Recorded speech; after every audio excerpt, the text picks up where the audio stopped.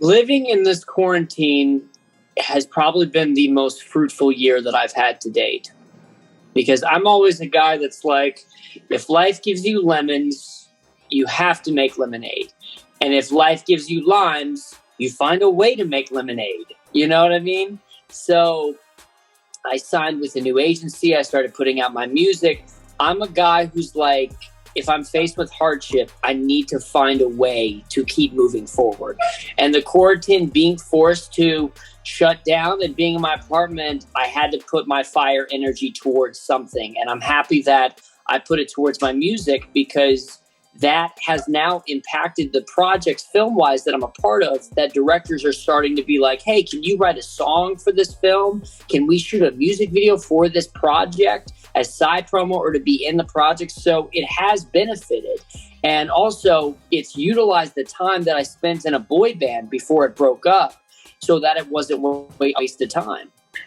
The self-tape environment, when I need to audition for a commercial or on-camera project, I already had the backdrop, the camera, and that kind of thing. But music-wise, yes, the quarantine kind of shocked me into, I got to get the mic. No, I already had the mic. I needed to get a better sound booth. I needed to treat it. I needed to get the right interface, the software. I needed to jump on that, and I jumped on that real quick. And now I have the capabilities to record everything from home, track out alone, and ship it to my engineer to do the final touches. It's literally, the more control you have, you're not spending money on a studio, you're not wasting time, you're not worried about running off the clock, you're not in a rush. You're in your environment where you're most comfortable to be vulnerable and speak your truth into the microphone.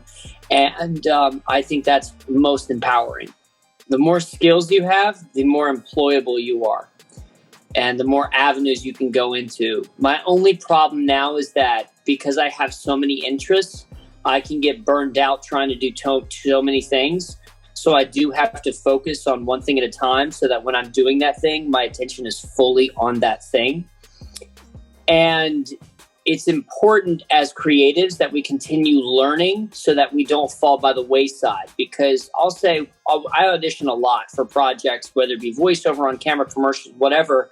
And, you know, you give your best work, but you're kind of playing the lottery, because you don't know what casting wants. They'll know when they see it. You might be the best actor, but you're just not right for that project. So you just keep going. When you create your own content, you are fully in control of it. And that's the beautiful thing. And if you get it made on a larger scale to where it starts attracting the right eyeballs, it doesn't need to get 100,000 eyeballs. It can get the one right eyeball who's going to change the game for you. And you hope to attract that. And then that can put you in another level when you're auditioning for other projects, because they're like, oh, he can do this, but also he's got this thing over here. So you make yourself more employable. And that's why I'm always trying to build more skills for myself to make myself more employable. It's a team. And relationships are currency. You know, when you think of the short-term thing, you think of, oh, I need to get paid for this thing. Think long-term. And that's the biggest thing for me, because I can get so impatient with, I want it now, I want it now. But you have to be able to see 5 years. You really have to be able to see 5 years into the future. And it's really about cultivating those relationships, because those are more important. Your quality of work and your relationships, I'd say, are the two pillars that are the most important.